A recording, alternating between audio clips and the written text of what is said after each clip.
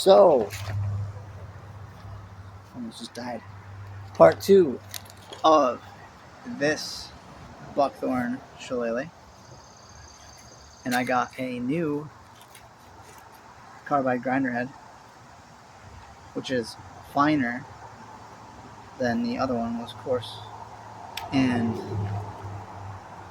it's kind of hard to see, but it makes it kind of rough. So this one is finer, and I'm gonna buzz this down with this guy and then sand it and fix that crack. So yeah, video should be up soon, part 2 of this Buckthorn Shillelagh. See you there. So long.